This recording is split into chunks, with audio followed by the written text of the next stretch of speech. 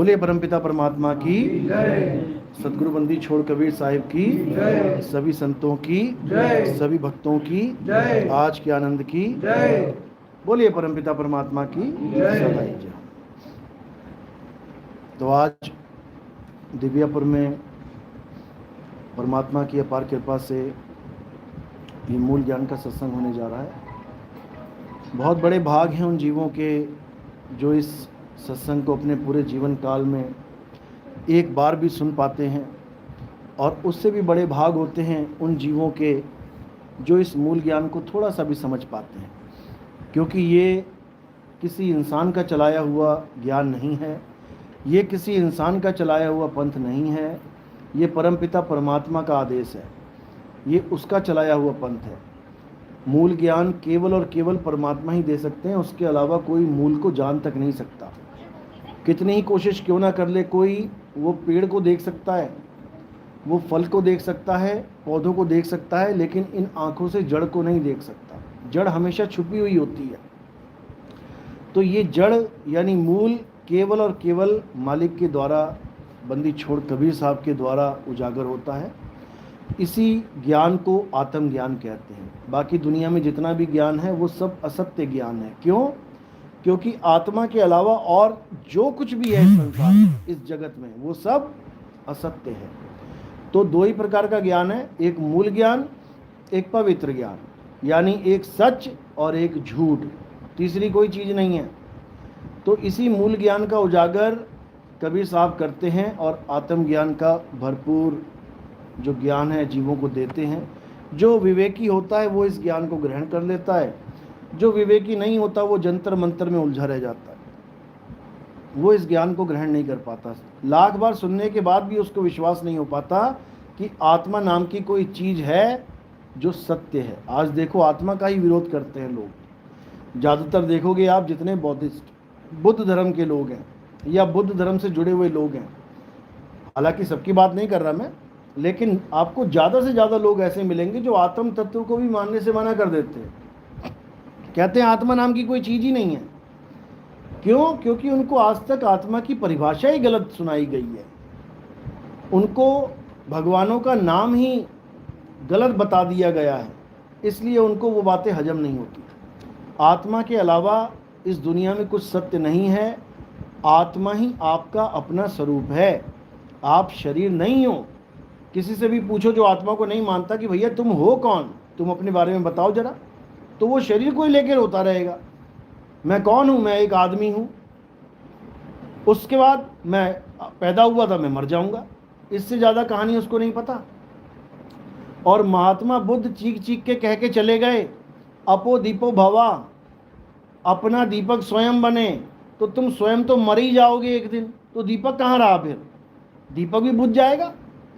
अपना दीपक स्वयं बने का मतलब है कि अपने आप को पहचान लो, तुम ही वो दीपक हो जो इस काया को प्रकाशित करते हो।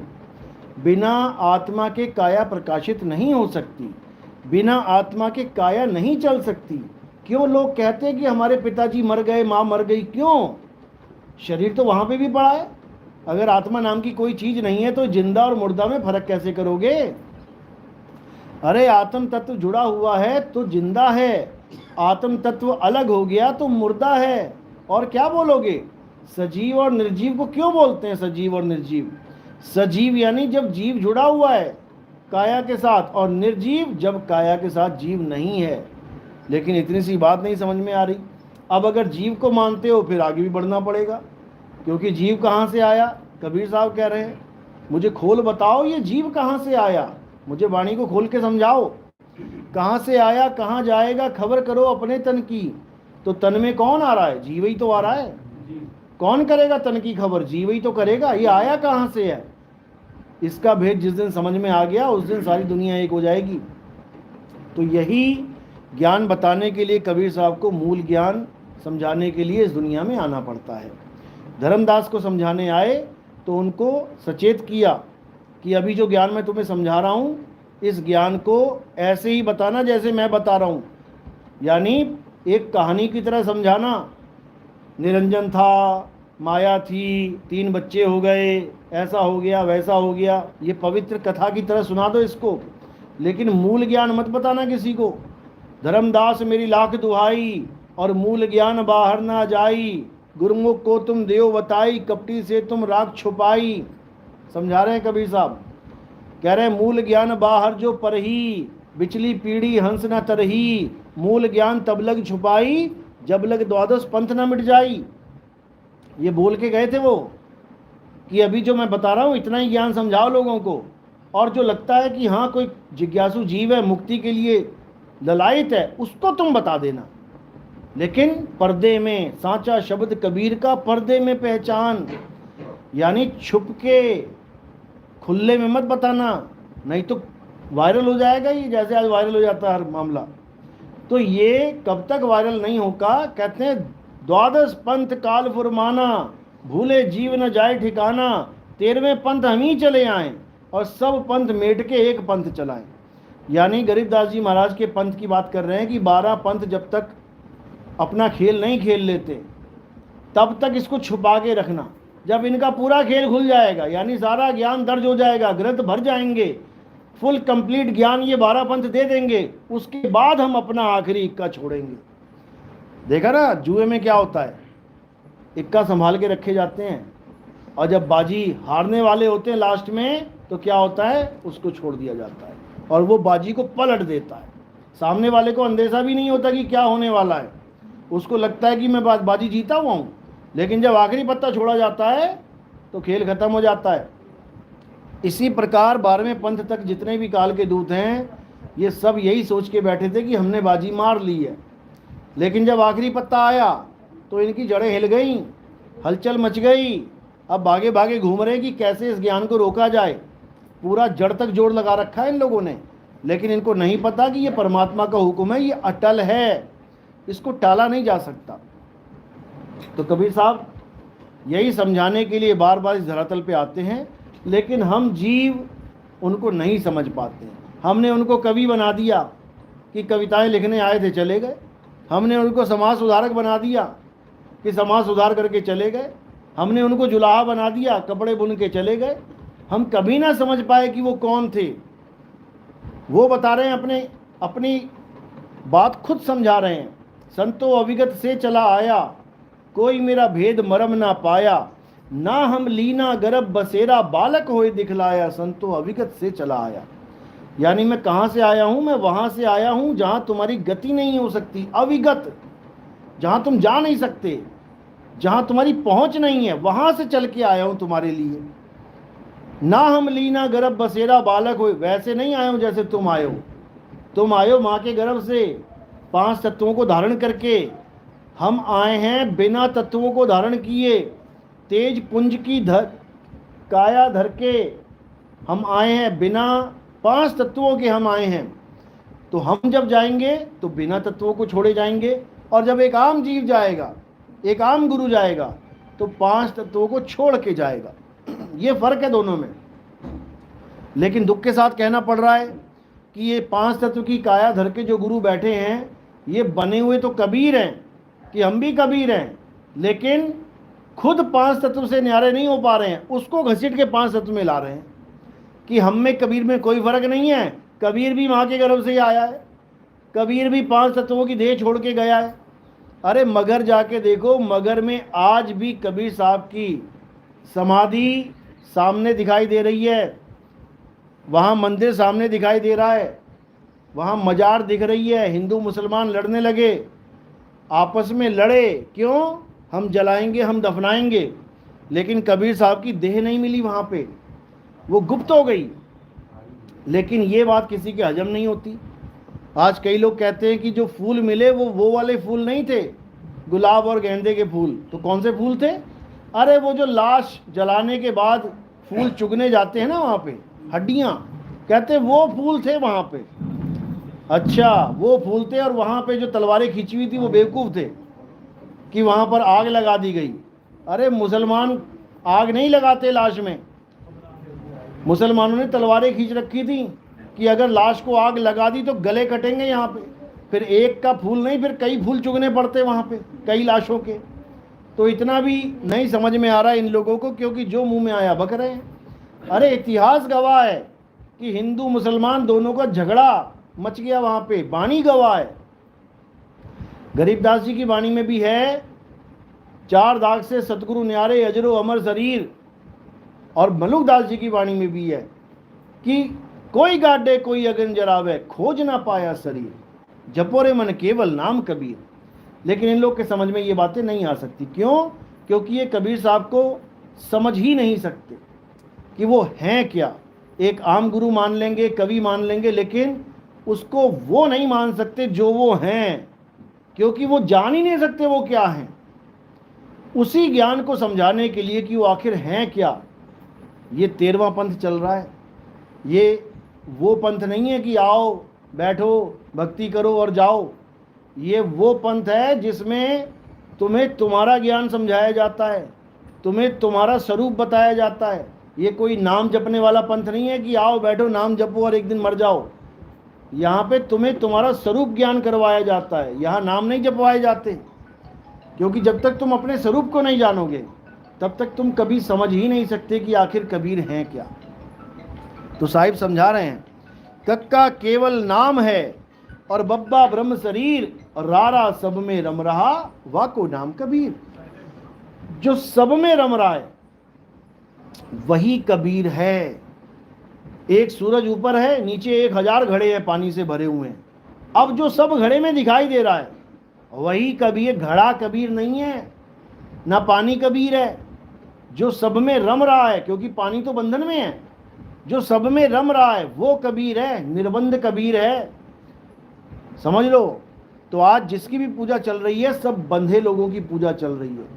बंधे को बंधा मिला और छूटे कौन उपाय, कर सेवा निर्बंध की और पल में लेत छुड़ाए। यानी बंधे को बंधा मिला, यानी जीव जीव की ही पूजा करने में लगा हुआ है, जीव जीव की ही आस में लगा हुआ है। 5 तत्वों का चेला 5 तत्वों के गुरु की आस में लगा हुआ है कि गुरु जी मुझे छुड़ा लेंगे। अब गुरु जी के अपने बंधन छूट नहीं रहे हैं, तुम्हें कैसे छुड़ाएंगे। यही कबीर साहब बार बार समझा रहे हैं कि 5 तत्व का चोला धारण करने वाला जीव होता है, और जीव बंधा हुआ है, बहुबंधन में बांधिया एक बेचारा जीव, और केवल छूटे आपने और जो न छुड़ाए पीव। अब पीव कौन है? जो पंच तत्व में नहीं बंधा हुआ है वो पीव है, वही जीव को छुड़ा सकता है। जितना मर्जी जोर लगा ले कोई नहीं छूट सकता। तो इसी पीव की शरण में हमने जाना है। हमारी सूरत कहाँ रहनी चाहिए? पीव के चरणों में रहनी चाहिए। चरण कमल में हमारा ध्यान होना चाहिए। आप देखोगे हनुमान चालीसा तक पढ़ोगे तो पहले चरणों की महिमा गाई है। श्री गुरु चरण सरोज रज, निज मुन मुकर सुधार, बरनो रघुवर विमल जसु, जो दायकु फल चार। अब इनको ये पूछो, हनुमान चालीसा में तुमने गुरु चरण की महिमा तो गा ली, लेकिन हनुमान जी के गुरु कौन है जो मुक्ति के दाता हैं? तो कई लोग कहते हैं सूर्यदेव है हनुमान जी के गुरु, वो तो खुद बंधन में है। कोई किसी का नाम लेता हो खुद बंधन में है। निर्बंध गुरु कौन है? जब त्रेता में हनुमान जी को मुनिंद्र स्वामी मिले, उन्होंने ये ज्ञान समझाया हनुमान जी को। ये हनुमान जी के गुरु थे त्रेता युग में, और यही नल नील के भी गुरु थे त्रेता युग में। इनके ही आशीर्वाद से नल और नील के हाथों से गिरी हुई चीज पानी में नहीं डूबती थी। लोग कहने लगे कि राम नाम लिखा था इसलिए नहीं डूबी। अरे राम नाम ना भी लिखते तब भी नहीं डूबती, क्योंकि उनके हाथों से जो चीज़ छू के चली जाए पानी में वो नहीं डूबेगी। समझो। तो ये सब किसकी महिमा है? ये बंदी छोड़ कबीर साहब की महिमा है। तो कबीर साहब के आने का मकसद क्या है? पवित्र ज्ञान से उठा के लोगों को मूल ज्ञान तक पहुंचाना। और बाकी जितने गुरु हैं जगत में, उनका काम क्या है? उनका काम है केवल पवित्र ज्ञान समझाना, जिसमें मंदिर मस्जिद गुरुद्वारे चर्च जितने भी धर्म हैं ये सब आ जाते हैं। यानी तुम्हें केवल धर्म के मार्ग पर चलाना ये गुरु का काम है, और तुम्हें तुम्हारे स्वरूप का ज्ञान देना ये सतगुरु का काम है। गुरु और सतगुरु में यही फर्क है। गुरु तुम्हें 52 अक्षरों से जोड़ के एक पवित्र आत्मा बनाता है। यानी कोई मंत्र दे दिया, जंत्र दे दिया, पूजा पाठ दे दिया, हवन यज्ञ दे दिया, कुछ आरतियां गवा दी, तुम शुद्ध हो गए एकदम बढ़िया। लेकिन सतगुरु क्या करता है? सतगुरु इन 52 के जाल को तोड़ देता है। बावन से किनारे करके तुम्हें तुम्हारा स्वरूप ज्ञान देता है। तो साहिब समझा रहे हैं कि जब बावन का टूटे डोरा, सहजे छूटे गाल झकोरा। ये बावन का जाल किसने बनाया है? काल ने ही बनाया है। जो नर पड़े बावन के फेरा, सो नर जानो काल के चेरा। भले तुम सारी उम्र राम राम करते रहो। कोई मुसलमान है पूरी शिद्दत से लगा रहे अल्लाहू अल्लाहू करने, कोई ईसाई है पूरी शिद्दत से लगा रहे, कोई सिख है पूरी शिद्दत से लगा रहे वाहिगुरु वाहिगुरु करने, उसका भी कुछ नहीं होने वाला। क्यों? क्योंकि वो जाल में फंसा हुआ है। वो चाहता मुक्ति है, लेकिन जिसको पकड़ लिया है वो स्वयं जाल है। तो कह रहे हैं बावन के जंजाल में फंस गया ये संसार, और सिमरन बावन का करे कैसे लागे पार। ये बावन के सिमरन को परमात्मा का सिमरन समझ बैठा है। ये बावन के जाप को परमात्मा का नाम लेना समझ बैठा है, जबकि ये बिल्कुल अज्ञान है। प्यास लगी है तो पानी पानी जपने को पानी पीना मत समझ लेना। आज क्या कर रहा है इंसान? जिसको प्यास लगी है वो पानी पानी पानी पानी जप रहा है और सोच रहा है मेरी प्यास बुझ जाएगी। मुसलमान है, ईसाई है, सिख है, अपनी अपनी भाषा में पानी का नाम लेने में लगे हुए हैं, सोच रहे हैं प्यास बुझ जाएगी।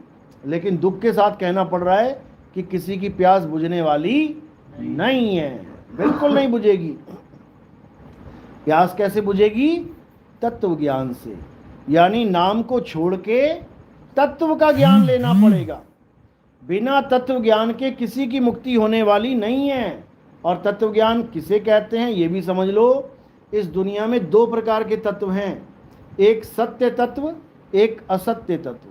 असत्य तत्व क्या है? जो हमें इन खुली आंखों से दिखाई दे रहा है। ये सारे पांच तत्वों का जितना भी खेल दिख रहा है ये सब असत्य है, झूठ है, ये माया है। और सत्य क्या है? जो इन आंखों से नहीं दिखाई दे रही है, वो क्या है? आत्मा। आत्मा ही इन पांचों तत्वों को चला रही है। ये पांच तत्वों को कौन चला रहा है? आत्मा ही चला रही है। आत्मा के अलावा और कोई ताकत देने वाला नहीं है इसे। और कैसे चला रही है आत्मा? सूरत के द्वारा। यानी सूरत आत्मा से ताकत लेके इस काया को चला रही है। लेकिन अगर आत्मा ताकत ना दे तो सूरत इसका कुछ नहीं कर सकती। बिना आत्मा के सूरत भी इसको हिला नहीं सकती। इसलिए सारी ताकत आत्मा से लेके इस मन और माया को, इंद्रियों को दिया जा रहा है। बीच में जो स्विच है ये सूरत है। नीचे हो गई तो नीचे बिजली जा रही है, ऊपर को बटन हो गया तो ऊपर बिजली चली जाएगी। तो ये बिजली का काम कौन कर रहा है? ये सूरत कर रही है।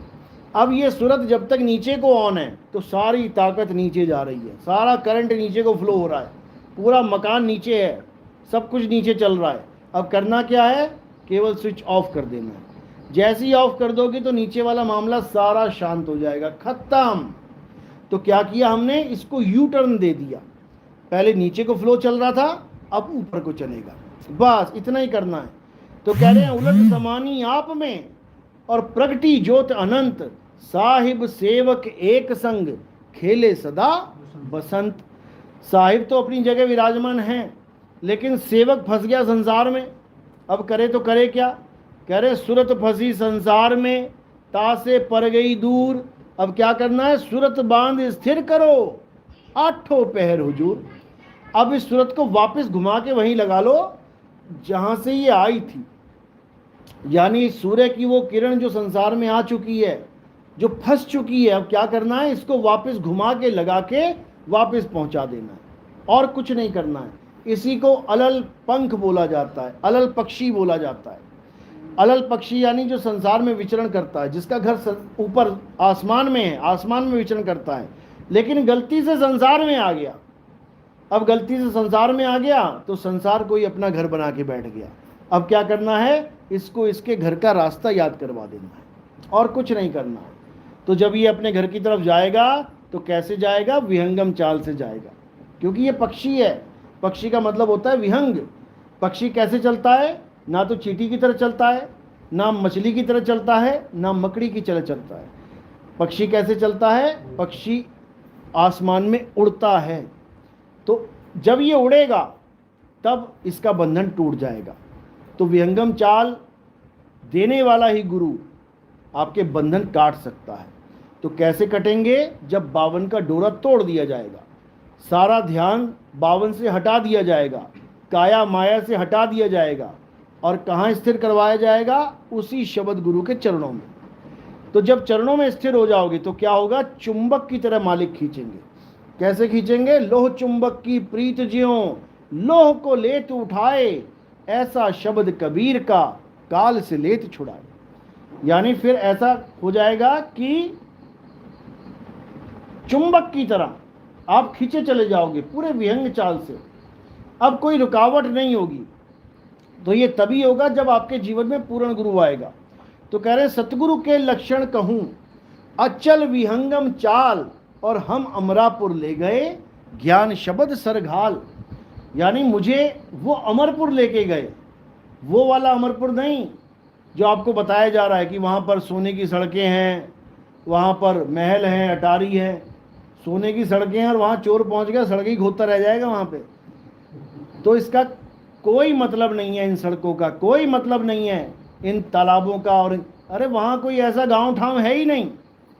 वहाँ क्या है? केवल सत्य है। सत्य यानी केवल आत्म स्वरूप है। और आत्म स्वरूप क्या है? शब्द नाद है, अखंड नाद है। तो साहिब समझा रहे हैं, शब्द विहंगम चाल हमारी, और कहें कबीर सतगुरुदई तारी। खुले कपाट, दरवाजा खुलेगा और क्या मिलेगा सामने? शब्द झनकारी। यानी दरवाजा खुलते ही सामने शब्द झनकारी, शब्द गुरु विराजमान है। और उनका कोई देह नहीं है, रंग नहीं है, रूप नहीं है। रंग रूप से न्यारा साधो, रंग रूप से न्यारा, ऐसा पुरुष हमारा साधो, रंग रूप से न्यारा। तो वहां पर बिना रूप रंग के जो पुरुष मिलेगा वो शब्द रूप में मिलेगा। उसी शब्द गुरु की महिमा सब संतों ने गाई है। तो 52 अक्षर शब्दों को छुड़ाना है और शब्द गुरु को लखाना है। सोई गुरु पूरा कहावे, 2 अक्षर का भेद बतावे, एक छुड़ावे एक लखावे, तब प्राणी निज घर को जावे। यानी पूर्ण गुरु कौन है? जो 52 अक्षरों को छुड़वाएगा। हिंदू है तो राम राम छोड़ दे, मुसलमान है तो अल्लाह अल्लाह छोड़ दे, सिख है तो वाहिगुरु छोड़ दे, ईसाई है तो गॉड गॉड छोड़ दे। यानी उसके नाम छोड़ दे। और किससे प्यार कर? उसके अस्तित्व से प्यार कर। हिंदू है तो राम को खोज, तुझे राम जरूर मिलेंगे। मुस्लिम है तो अल्लाह को खोज, तुझे अल्लाह जरूर मिलेंगे। सिख है तो वाहिगुरु को खोज, और ईसाई है तो गॉड को खोज। लेकिन आज के टाइम में खोज कोई नहीं रहा है, लड़ने में लगे हैं। प्यास सबको लगी है लेकिन पानी को खोज कोई नहीं रहा है, लड़ने में लगे हैं। मेरा पानी बड़ा, मेरा वाटर बड़ा, मेरा नीर बड़ा, मेरा तोय बड़ा, मेरा जल बड़ा। पानी के नामों के पीछे लड़ रहे हैं, मर रहे हैं, लेकिन पानी को नहीं खोज रहे हैं। और जो पानी को खोज ले उसका सारा झगड़ा खत्म हो जाता है। तो साहिब समझा रहे हैं कि जब तक खोजी नहीं बनोगे तब तक तुम्हारा कल्याण नहीं होगा। तो कह रहे हैं मोको कहाँ ढूंढे रे बंदे, मैं तो तेरे पास में। यानी तुम उस चीज़ को खोजो जो तुम्हारे पास है। लेकिन तुम कहाँ जा रहे हो? मंदिर में, मस्जिद में, गुरुद्वारों में। कोई पहाड़ों पे चढ़ता चला जा रहा है, उसके बाद क्या हो रहा है? उसके बाद पानी के साथ लुढ़कता चला आ रहा है। बताओ, कोई कारों में जा रहा है, उसके बाद क्या? उसके बाद अर्थी पे आ रहा है, एक्सीडेंट हो गया कार का, गिर गई खाई में। तो कहीं जाने की जरूरत नहीं है, अपने घर में बैठो, तुम्हारा परमात्मा तुम्हारे घर में ही मिल जाएगा। किसी मंदिर मस्जिद किसी तीर्थ स्थान पे परमात्मा को बांध के नहीं रख लिया किसी ने कि वहीं जाके वो मिलेगा। समझो बात को। मोको कहाँ ढूंढे रे बंदे, मैं तो तेरे पास में। और ना मंदिर में, ना मस्जिद में, ना काबे कैलाश में। कह रहे ना मैं जप में, ना मैं तप में। ये जप और तप करना छोड़ दो, ये जपी तपी गुरुओं का साथ छोड़ दो। अगर मुक्ति चाहिए तो, अगर टाइम ही पास करना है तो लगे रहो। तो कह रहे ना मैं जप में, ना मैं तप में, और ना एकांत निवास में। खोजी होए तुरंत मिल जाऊं, एक पल की तलाश में। कहते भेदी गुरु मिल गया तो तुम्हारी तलाश एक पल में खत्म करवा देगा। खोजी होए तुरंत मिल जाऊं, एक पल की तलाश में। और कहें कबीर सुनो भाई साधो, मैं तो हूं विश्वास में। कि जब भेदी गुरु अपना ज्ञान समझाएगा समझ के, विवेक के द्वारा, फिर पूरे विश्वास के साथ चलना है उस पर। ये नहीं कि ज्ञान भी ले लिया उसके बाद विश्वास ही नहीं बन पा रहा है, अरे पता नहीं सही बताया कि नहीं बताया। विवेक लगाओ, बुद्धि लगाओ, बुद्धि के घोड़े दौड़ाओ, विवेक की तलवार चलाओ, असत्य को काटो, सत्य को पकड़ो, और जो बताया जा रहा है वही सत्य है, उसके अलावा कोई सत्य नहीं है। समझ लो बात को। तो यही मूल ज्ञान कबीर साहब के द्वारा इस संसार में प्रकट होता है और कबीर साहब के जाने के बाद लुप्त हो जाता है। लेकिन साहिब दयाल हैं, बार बार हमें यही ज्ञान उजागर करने के लिए संसार में आते हैं। आप सोच भी नहीं सकते कितनी बार आ लिए वो, कितनी बार जीवों को चेताया उन्होंने। समझ लो, कई बार तो साहिब वाणी में कहते हैं कि एक भी ऐसा जीव नहीं है जिसको मैं नहीं मिला, सबको मिला मैं, लेकिन मेरी बात कोई समझता ही नहीं है। तो इसी ज्ञान को अब समझना है, क्योंकि अब समय आ गया है। ठीक है, पुराने रीति रिवाजों के हिसाब से हमने बहुत कुछ किया, हम मंदिर गए, मस्जिद गए, गुरुद्वारे गए, चर्च गए, हमने मंत्र जंतर सब कुछ कर लिए, हमने बकरे तक काट डाले, मुर्गे तक मरोड़ दिए हमने भगवान को खुश करने के लिए, और आज भी ये चीज़ें हमसे नहीं छूट रही हैं। क्यों? हमारे पूर्वज करते थे, बताओ। अरे पहले नरबली भी चलती थी, अब दे के दिखाओ जरा। अब भी कह दो पूर्वज करके गए हैं नरबली, तो नर की बलि तो तुमसे छूट गई, अब बकरे की, मुर्गे की बलि छूट नहीं रही है। क्यों? क्योंकि नर ने बना दिए हैं कोर्ट कचहरी, और मुर्गा बकरा कोर्ट कचहरी ना बना पाए।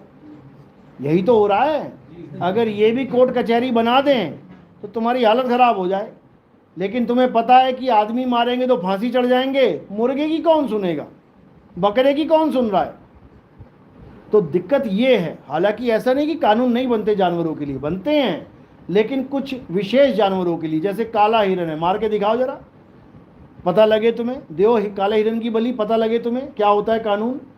यही कानून बकरों के लिए भी होना चाहिए। क्यों नहीं हो सकता? क्या बकरे में जीव नहीं है क्या? क्या वो काला हिरन ज़्यादा बढ़िया है, बकरा घटिया है क्या? अरे बकरे की अपनी योनि है, काले हिरन की अपनी योनि है, सब योनियों में जीव भ्रमण कर रहा है। आज तुम्हारा बाप बन के जो बैठा है वो कल को मुर्गा बन के आ गया, फिर क्या करोगे? बाप को मरोड़ दोगे? ये सब अज्ञान है, इसको त्यागना है। कोई देवी देवता, कोई भगवान इन बलियों से खुश नहीं होते, वरना जैसी तुमने मुर्गा झटकाया ना, साथ के साथ गायब हो जाना चाहिए था। भगवान खा जाए उसको, क्यों नहीं खा रहा? काली माता के नाम पे आज बकरे काटे जा रहे हैं, मुर्गे काटे जा रहे हैं, काली माता को एक पीस नहीं दिया जाता, और सारा मुर्गा सारा बकरा कुकर में चला जाता है पंडित जी के। तो बताओ, काली माता को खुश कर रहे हो कि अपने मन को खुश कर रहे हो? इतना भी नहीं समझ पाता जीव, और इस काल के जाल में उलझता चला जाता है, इस कर्मों के जाल में उलझता चला जाता है। तो अब कर्मों के जाल को तोड़ना है और इस काल के लोग को छोड़ना है। रहना नहीं देश बेगाना है, जिसमें तुम पूरी दिलो जान से लगे पड़े हो, मैं 50 लाख का मकान बना लूँ, मैं 1 करोड़ का मकान बना लूँ। तुम सारी उम्र की कमाई काल के लोक में सजा के चले जा रहे हो। ये रहने लायक भी नहीं है। साहिब समझा रहे हैं, रहना नहीं देश बेगाना है, ये धरती कागज की पुड़िया और बूंद पड़े घुल जाना है।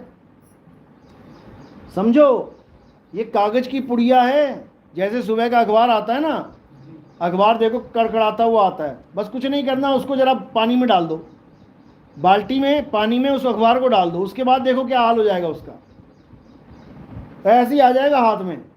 तो ऐसी ये धरती लग रही है हमें कि कितनी ठोस है, मार रहे हैं हथौड़े, मार रहे हैं कुल्हाड़े, मार रहे हैं जेसीबी, देखो कितनी ठोस है। लेकिन कब तक है? जब तक बूंद नहीं पड़ी इस पे, और जब बूंद पड़ जाएगी देख लो क्या हाल है। मकान की अच्छी खासी नींव खोदी हुई है, मकान सेट कर रखा है, वो भी पानी में बह जा रहा है। बताओ, ये धरती कागज की पुड़िया, बूंद पड़े घुल जाना है, रहना नहीं देश बेगाना है। ये संसार झाड़े और झाकड़, उलझ पुलझ मर जाना है, रहना नहीं देश बेगाना है। ये बाणी साहब ने लिखी थी कब? 600 साल पहले। तब ये बड़ी बड़ी बिल्डिंगें नहीं थी, बड़े बड़े शहर नहीं थे, बस राजा महाराजा होते थे जिनके पास बड़े महल हैं, बाकी सब छोटी छोटी झोपड़ियों में रहते थे। और चारों तरफ क्या था? झाड़ झकार जंगल था। आज तुम्हें जंगल देखने को नहीं मिल रहा है, पूरे पूरे शहर बस गए हैं 50-50 किलोमीटर के। ये तब वाणी लिखी गई है कि ये संसार झाड़े और झाकड़, उलझ पुलझ मर जाना है। तो आज क्या कर दिया इंसान ने? आज केवल डेवलपमेंट कर दी है, जंगलों को काट दिया है और बढ़िया शहर बना दिए। इसलिए हमारा मन लगा हुआ है, बड़े बड़े शहरों में रहना चाहते हैं। और रहना पड़ जाए अगर भगवान की बनाई दुनिया में ना, जहाँ पर कोई बिल्डिंग नहीं, कोई कुछ नहीं, क्या मिलेगा वहाँ पे? वहाँ पर यही मिलेगा, झाड़ और झाकड़। जाओ अफ्रीका में देखो, अभी भी हैं ऐसे ऐसे इंसान हैं जिनको बेचारों को कपड़े नसीब नहीं है, नंगे घूम रहे हैं। वो इसी झाड़ झाकड़ में रहते हैं, उनके पास शहर नहीं है, जंगल ही है उनका घर। रह के देख लो 4 दिन, पता लग जाएगा तुम्हें ये रहने लायक है कि नहीं दुनिया। ये तो तुमने अपने मन से सेट कर लिया है, पेड़ों को साफ कर दिया, बढ़िया बढ़िया मकान बना लिए, दुकान बना लिए, एसी लगा लिया। अब तुम कह रहे हो हम ना छोड़ते, इसको छुड़वा दिया जाएगा। समझ लो, जहाँ बाढ़ आ रही है आजकल, वो भी यही कहते थे हम ना छोड़ेंगे मकान, मकान ही छुड़वा दिया। वो पानी में चला गया, ले लो बचा लो। कैसे बचाओगे? तो तुम कुछ भी नहीं कर सकते हो। ये संसार झाड़े और झाकड़, उलझ पुलझ मर जाना है, रहना नहीं देश बेगाना है। लेकिन इस बेगाने देश को तुम अपना मान बैठे हो, सारे अपना मान बैठे हैं। तुम क्या, यहाँ बड़े बड़े गुरु लोग नहीं समझ पा रहे हैं इस बात को, वो भी मकान दुकान में लगे पड़े हैं, वो भी ज़मीनें नाप रहे हैं। मेरा 50 किले का हो गया आश्रम, मेरा 20 एकड़ का हो गया, मेरा 50 एकड़ का हो गया। यहाँ 1 इंच ना मिलेगा किसी को लास्ट में। तो इसी को समझना है। साहिब यही समझा रहे हैं कि ये काल की नगरी है भाई, इसने बहुत शातिर तरीके से ये बनाई है। ऐसी नगरी बना दी इसने कि जिसमें तुम आ तो गए अभिमन्यु की तरह, लेकिन तुम जा नहीं सकते, वापस जा नहीं सकते। जीना यहाँ, मरना यहाँ, इसके सिवा जाना कहाँ? जा नहीं सकते। ये केवल सतगुरु बताएंगे भेद कि जिस नगरी में तुम आ गए हो यहाँ से निकलोगे कैसे, वही बता सकते हैं। कहाँ से आया और कहाँ जाएगा, खबर करो अपने तन की। सतगुरु मिले तो भेद बतावे, मंत्र नहीं जपावे कि मंत्र जपाएगा सतगुरु। सतगुरु भेद बताएगा कि तू कैसे इस कुएं में उतर आया और कैसे इस कुएं से पार निकलना है, बस और कुछ नहीं करना। सतगुरु मिले तो भेद बतावे और खुल जाए अंतर खिड़की। वो ज्ञान चक्षु खुल जाएंगे, वो दिव्य ज्ञान हो जाएगा कि मैंने कैसे ये जगत को छोड़ना है। सबको ये ज्ञान अगर हो जाए कि मैंने दुनिया को कैसे छोड़ना है, तो आप यकीन मानो सबकी मुक्ति हो जाएगी, सबकी। भले एक बार भी नाम ना जपाओ उसने, क्योंकि नाम जाप का काम ही नहीं है, नाम जाप का खेल ही नहीं है ये। कबीर साहब ने नाम जाप का खंडन किया है, नाम को जानने की बात करी है। नाम को जानो, नाम को जपो मत। एक नाम को जान के और दूजा दे बहा। चंचल से निचल भया और नहीं आवे नहीं जा। यानी उस नाम को जान कि आखिर नाम होता क्या है। ये 52 अक्षरी नाम नहीं जो तुमने हमने रख लिए, जो मुझे मेरे पिता ने दे दिए, तुम्हें तुम्हारे पिता ने दे दिए, राम जी को उसके पिता ने दे दिए, कृष्ण जी को उसके पिता ने दे दिए। इन नामों की बात नहीं चल रही है। उस नाम को जान जो नाम सत्य है, यानी सत्य नाम को जान, तब तेरा कल्याण होगा। इसीलिए कबीर साहब ने बोला सत्य नाम को जान के, यानी एक नाम को जान के और दूजा दे बहा। किसको बहाना है? ये 52 अक्षरी नामों को बहा दे, मत जप इनको। नाम को जान कि नाम है क्या, तो नाम क्या है? सतनाम तुम्हारा स्वरूप है। एक नाम को जान के दूजा दे बहा, यानी ऐसा गुरु धारण कर जो तुम्हें तुम्हारे स्वरूप का ज्ञान दे कि आखिर तुम हो क्या, और दूजा दे बहा, बाकी नामों को 52 अक्षरी नामों को बहा दे। तब समझना कि अब कल्याण होगा, अब इस काया माया से पीछा छूटेगा, नहीं तो नहीं छूट सकता। तो साहिब यही समझा रहे हैं कि 52 को छोड़ और आत्म तत्व से खुद को जोड़, तब कल्याण होगा, नहीं तो नहीं होगा। तो कह रहे हैं 52 अक्षर जीव आधारा, आदि अक्षर जीभ्या से न्यारा। यानी ऐसा गुरु मिल गया जो 52 अक्षर जो जीव आधारा उसको छुड़वा दे, और आदि अक्षर जो जीभ्या से न्यारा है, जो लिखने बोलने पढ़ने में नहीं आता है, उसका भेद समझा दे। गरीबदास जी कह रहे हैं 52 अक्षर लेख, यानी लिखने में आते हैं लेख। कागज और कलम से क्या लिखा जाता है? लेख। 52 अक्षर लेख राम रंग हो रही हो, वो अक्षर या में नाही राम रंग हो रही हो।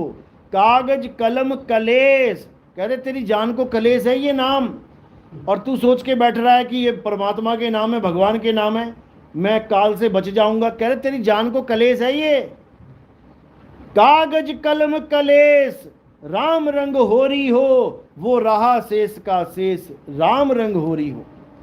यानी इन 52 अक्षरों को छोड़ और उस आदि अक्षर को जान, तभी होगा कल्याण। नहीं तो 84 में होगा फिर घमासान, फिर शेर चीते बनो और लड़ो आपस में जान के लिए, फिर हिरन बन के घूमो शेरों के आगे जान बचाने के लिए। तो अब क्या करना है? अब केवल एक ही चीज को समझना है, आत्म तत्व को। जब लग ना चीन्होगे आत्म, तब लग ना मिली है परमात्म।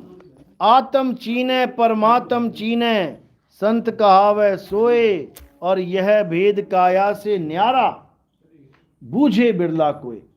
यानी अब काया से न्यारा भेद यानी आत्म तत्व का भेद समझो और सदा सदा के लिए मुक्त हो जाओ, इसके अलावा और कुछ नहीं करना है।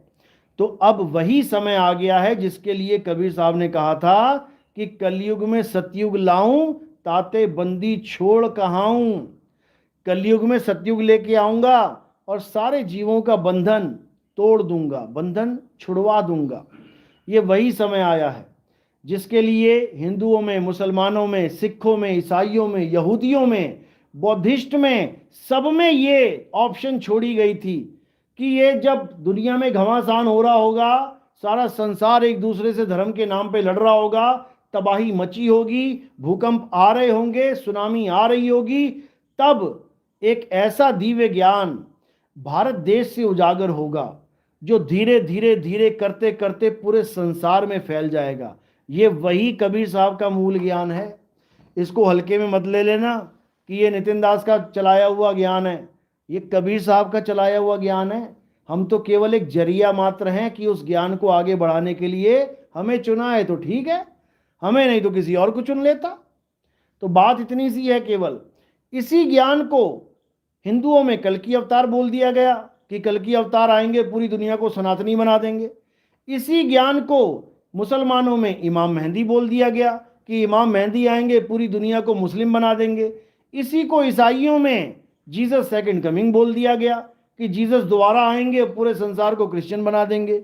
इसी को बुद्धिस्ट में, बुद्धों में क्या बोल दिया गया? मैत्रेय बुद्ध बोल दिया गया कि एक समय ऐसा आएगा मैत्रेय बुद्ध आएंगे और पूरे नए विश्व की रचना करेंगे, नया संसार बना देंगे, यानी युग परिवर्तन कर देंगे।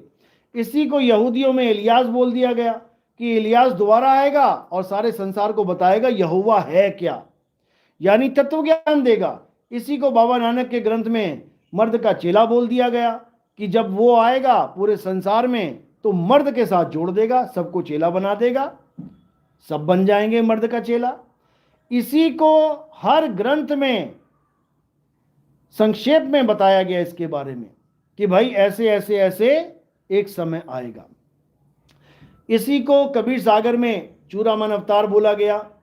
इसी को गरीबदास जी की वाणी में निहि कलंक अवतार बोला गया, यानी एक ऐसा ज्ञान जिसमें कोई कलंक नहीं है। बाकी सारे संसार में कलंक लग सकता है, कलंक कहाँ नहीं लगता? आत्मदेव में कलंक नहीं लगता, आत्मा में कोई कलंक नहीं लग सकता। इसीलिए इसको निहि कलंक अवतार, निहि कलंक राया बोल के सारे संसार का उद्धार करता यही होगा, इसी को बोला गया है।